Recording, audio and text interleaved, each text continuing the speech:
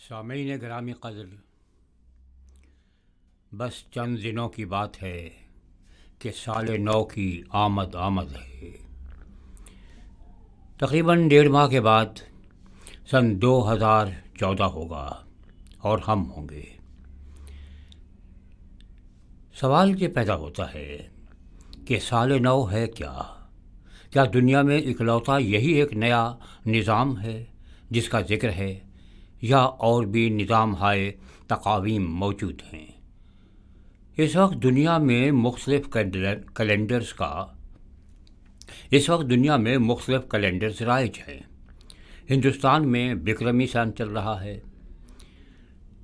جاپانیوں کے ہاں ایک اور سال چل رہا ہے، چینیوں کے ہاں کسی اور سال کا رسم و رواج ہے، اسرائیل میں سن تخلیق چل رہا ہے، سن ہجری چل رہا ہے، اور ایک سن عیسوی بھی چل رہا ہے۔ مزے کی بات یہ ہے کہ اگر ہم سے یا آپ سے یہ پوچھ لیا جائے کہ سن بکرمی کون سا ہے، تو ہمیں کیلنڈر دیکھنا پڑے گا، جنتری اٹھا کے دیکھنا پڑے گی کہ کون سا سن ہے، ہم میں سے کسی کو یاد نہیں ہے۔ اسی طرح سے دوسرے سنین کا حال ہے۔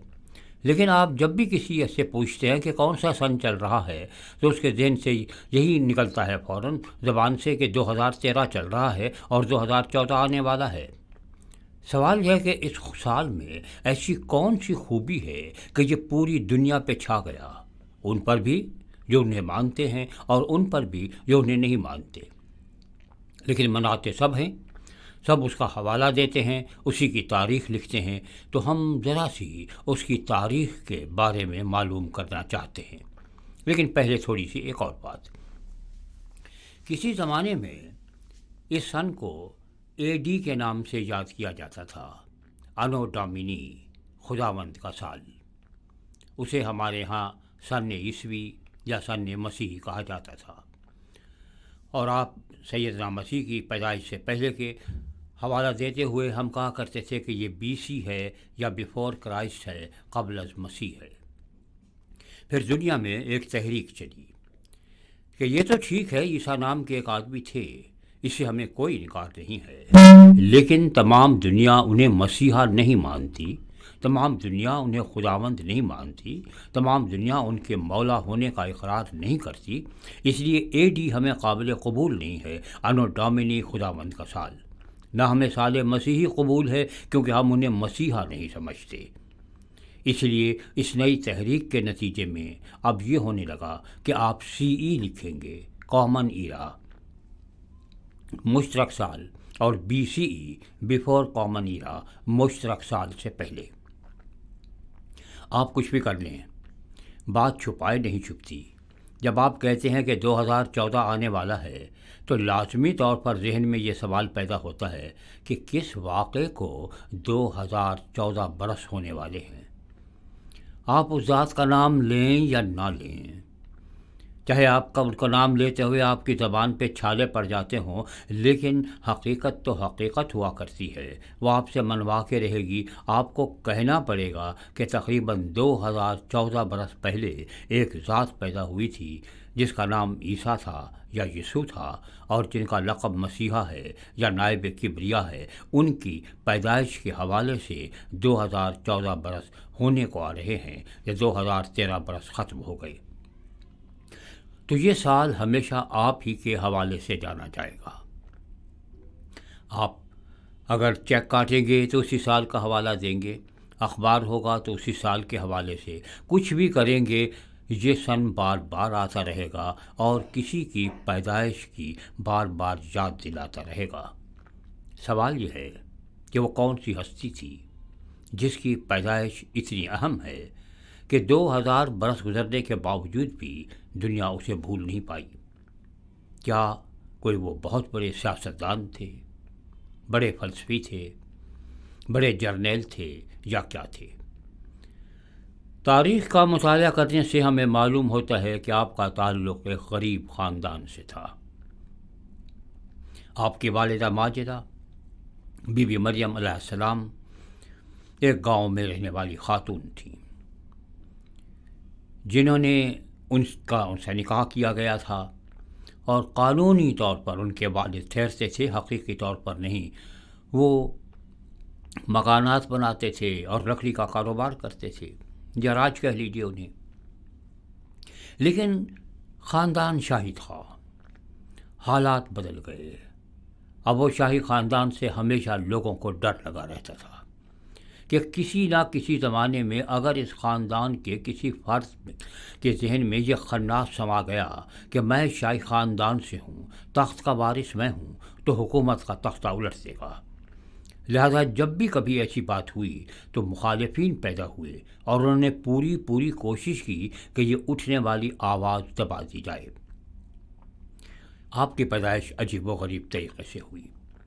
आपकी विलादत बासादत से बहुत पहले की बात है कि उसी इलाके में जहाँ आपकी विलादत हुई उसके करीब ही, ज़्यादा दूर नहीं, कोई तकरीबन 50-60 मील के फासले पर हज़रत याह्या अलैहिस्सलाम के वालिद माजिद हज़रत ज़करिया अलैहिस्सलाम और उनके वालिदा माजिदा बीबी इलिशबा रज़ियल्लाहु अन्हा रहती थी।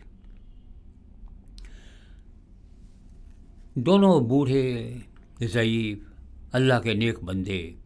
और यहूदियों के यहाँ ये सबसे बड़ी फिटकार है कि अगर कोई साहिब औलाद न हो, क्योंकि नाम लेने वाला जब ना रहे तो हमारे मशरक़ की ये मुसीबत है। ये सिर्फ यहूदियों का नहीं कि ला औलाद मर जाए, अबतर मर जाए, ला वलद हो, तो उसे बड़ा मनहूस समझा जाता है कि ये औरत बाँझ चली है, ये बाँझ है, ये कोख जली है।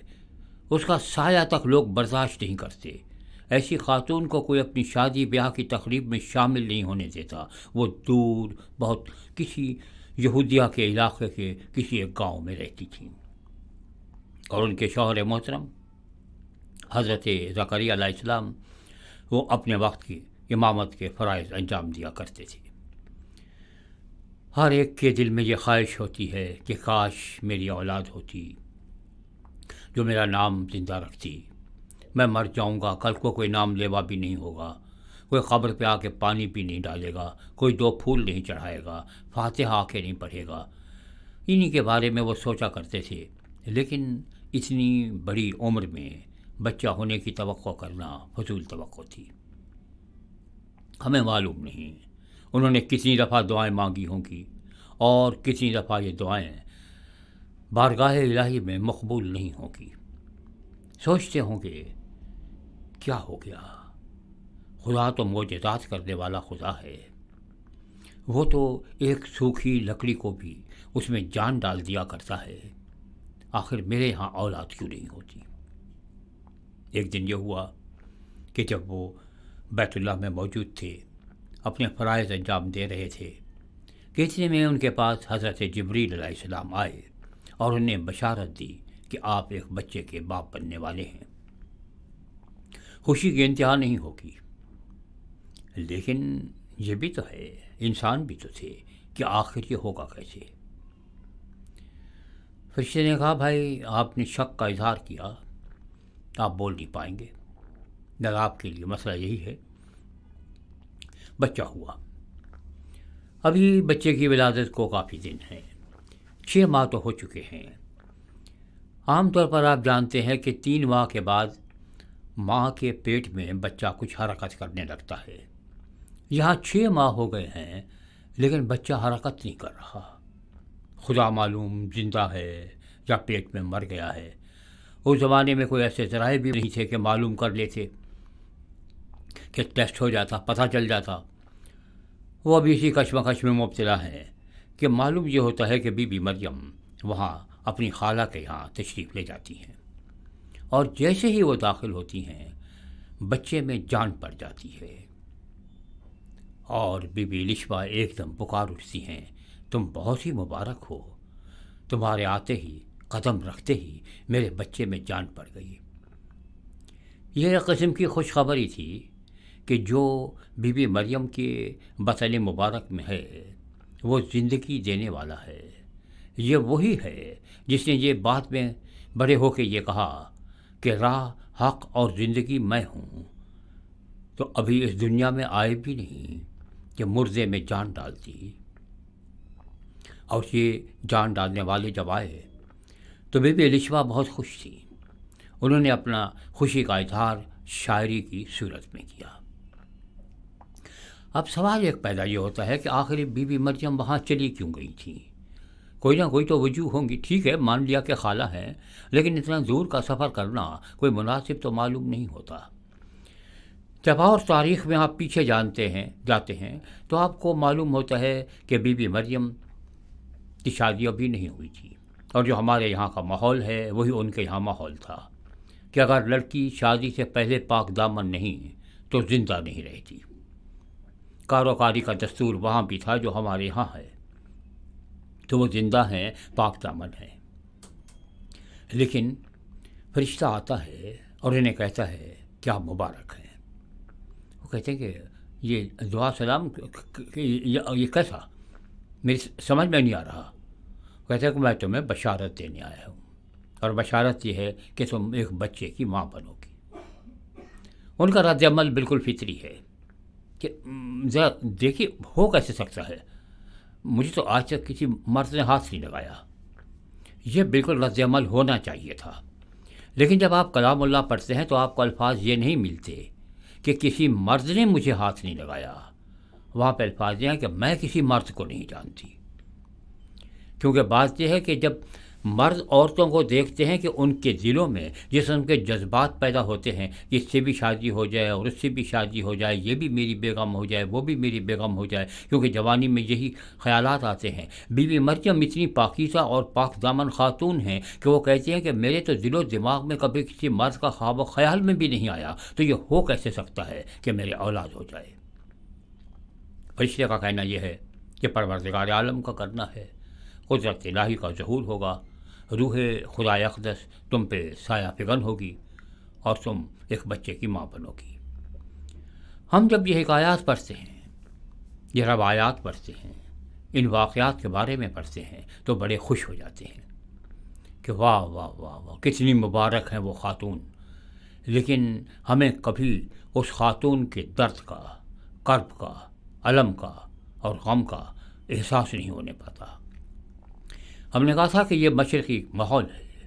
اس مشرقی ماحول میں اگر کوئی لڑکی شادی سے پہلے پاک دامن نہیں ہے تو سنسار کر دی جاتی ہے. اس کی جان خطرے میں ہے کہ شادی نہیں ہوئی، صرف نکاح ہوا ہے حضرت یوسف نجار سے، اور اگر کل کو یہ معلوم ہو جاتا ہے کہ دونوں کے ملاپ سے پہلے ہی وہ حاملہ تھی تو معاشرہ کیا کرے گا؟ سنسار کر دے گا، زندہ نہیں چھوڑے گا، بدنامی ہوگی پورے خاندان کی، کوئی بھی منہ دکھانے کے قابل نہیں رہے گا. یہ گاؤں چھوڑ کے جانا پڑے گا، اس گاؤں میں رہ نہیں سکتے. جب بھی کدھر سے کوئی گزرے گا ہر ایک کو یہی تانا ملیں گے، وہ جا رہا ہے، ان کی بہن ایسی تھی، اس کا بھائی ایسی تھی، ان کی تو فلاں ایسی تھی، اور اپنی جان پہ بنی ہے. اگر یہ کرب اور احساس ہو، ایک طرف یہ تکلیف ہے کہ اگر میں ہاں کر دیتی ہوں تو بچتی نہیں، اور اگر نہ کر دیتی ہوں تو دنیا نہیں بچتی. اب میں جاؤں تو کہاں جاؤں؟ اپنے آپ کو بچاؤں یا دنیا کو بچاؤں؟ آپ نے بڑی ہمت سے کام لیا. آپ نے اپنی جان کی کوئی فکر نہیں کی. آپ نے کہا ٹھیک ہے، جو پروردگار کی رضا وہ میری مرضی. میں سر تسلیم خم کرتی ہوں جو مزاج یار میں آئے. اگر پروردگار عالم نے یہی سوچا ہے کہ میری جان چلی جائے تو مجھے اس کی کوئی فکر نہیں. خوشی تو مجھے اس بات کی ہے کہ دنیا کی جان بچ جائے گی، کیونکہ وہ بچانے والا آ گیا ہے، وہ تارنہار آ گیا، وہ کشتی پار لگانے والا آ گیا ہے. آپ نے ہاں کر کے اپنی جان پہ کھیل لی. دوسری طرف حضرت یوسف کو بھی آخر اس بات کی خبر پہنچنا تھی. گاؤں کا معاملہ ہے، چھپتا نہیں ہے. جب حمل ٹھہر جائے تو پیٹ بڑھنے لگتا ہے. سب کی نظریں ادھر ہوتی ہیں کہ یہ کنواری لڑکی، یہ کیا ہو گیا. ظاہر ہے کہ جب ان تک خبر پہنچی ہوگی انہیں سوچا ہوگا کہ ہاں نکاح تو ہو گیا، لیکن چونکہ ابھی رخصتی نہیں ہوئی جان چھڑائی جا سکتی ہے. شرعی طور پر وہ طلاق دے سکتے تھے. اس زمانے میں طلاق کی دو قسمیں تھیں. طلاق کو عبرانی میں گیت کہتے ہیں، اور یہودیوں کے فقہ کی کتاب میں مشنا میں باقاعدہ پورا کا پورا ایک باب ہے جس کا نام گتین ہے، جس میں تمام طلاق کے بارے میں قوانین درج ہیں۔ یہودیوں کے یہاں نکاح بغیر گواہ کے نہیں ہوتا تھا اور طلاق بغیر گواہوں کے نہیں ہوتی تھی۔ لازمی تھا کہ نکاح میں کم از کم 2 گواہ شامل ہوں، اسی طرح سے لازمی تھا کہ طلاق میں بھی 2 گواہ شامل ہوں۔ یہ جو طلاق کی 2 قسمیں تھیں گت کی، ایک یہ تھی کہ جس میں آپ وجہ بتاتے تھے کہ میں کیوں طلاق دے رہا ہوں، کہ میری بیوی کا چال چلن ٹھیک نہیں ہے۔ آپ طلاق دے سکتے تھے، لیکن اس طلاق کے نتیجے میں چونکہ آپ نے الزام لگایا کہ اس کا چال چلن صحیح نہیں ہے، اور یہ ہمارا مشرقی ماحول ہے جس میں مرد کی گواہی قبول کی جاتی ہے، عورت کی نہیں، نتیجہ یہ ہے کہ وہ سنگسار کرتی جاتی۔ دوسرا طریقہ کار یہ تھا کہ آپ طلاق تو دیتے تھے لیکن وجہ نہیں بتاتے تھے، بغیر وجہ بتائے کہ میں ویسے ہی طلاق دے رہا ہوں اور مرد کو اس کی اجازت تھی۔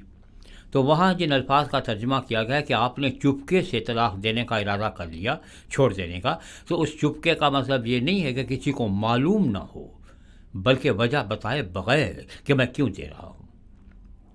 کیونکہ ایک طرف آپ جانتے ہیں کہ بی بی مریم پاک دامن ہیں، ان پہ کوئی الزام عائد نہیں کیا جا سکتا۔ دوسری طرف آپ حمل کا بھی انکار نہیں کر سکتے کہ یہ بھی ایک حقیقت ہے۔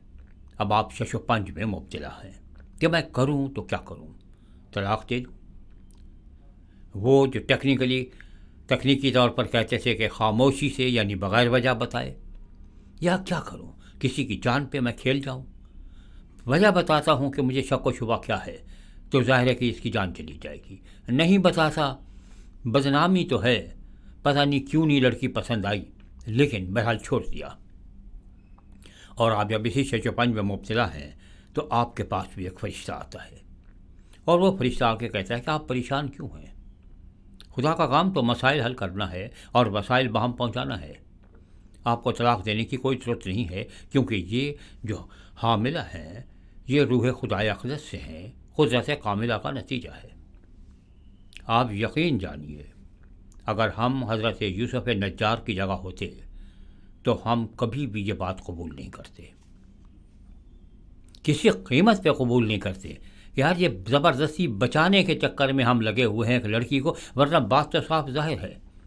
تو جہاں ایک طرف بی بی مریم کا مسئلہ ہے کہ وہ اس بات کو قبول کرنے اپنی جان پر کھیل جائیں، جتنے بڑے ایمان کی، جتنے بڑے توکل اللہ کی ضرورت ہے، اتنی ہی زیادہ ضرورت حضرت یوسف نجار کو تھی کہ وہ اس بات کو مان لے کہ یہ جو کچھ ہوا ہے قدرت کاملہ کا کرشمہ ہے، اور اس کے علاوہ کچھ بھی نہیں، اس میں انسان کا عمل دخل نہیں ہے۔ اور اگر یہ معلوم ہو بھی جائے کہ بھائی یہ انسان کی طرف سے ہے، اور وہ وجہ بھی لکھتے ہیں، صرف یہی نہیں ہے کہ بی بی مریم کو سنسار کر دیا جائے گا، بلکہ تمام عمر حضرت یوسف کو بھی تانے دیے جائیں گے۔ کی تھی شادی، ماشاء اللہ کیسی ملی تھی تمہیں، خدا بچائے ایسی شادی سے، یار اتنی بے شرمی، توبہ توبہ توبہ۔ ان کی بھی جان پہ بنی ہے۔ عزت اور آبرو کا مسئلہ ہے، یہ ہمارا مشرق کا ماحول ہے جسے ذہن میں رکھنا ہے کہ یہاں پہ عزت اور آبرو اور ناموس وہ بڑی چیزیں ہیں جن کی خاطر ہم جان لینے سے کبھی گریز نہیں کرتے۔ حضرت یوسف کی بھی جان پہ بنائی، لیکن آپ نے بھی بڑی ہمت کا مظاہرہ کیا، اس فرشتے کو فرشتہ ہی سمجھا، ایک عام انسان نہیں سمجھا، اور آپ نے کہا ٹھیک ہے، اگر ایسی بات ہے تو میں بھی اسے قبول کرتا ہوں، اور انہیں اپنے گھر لے آئے۔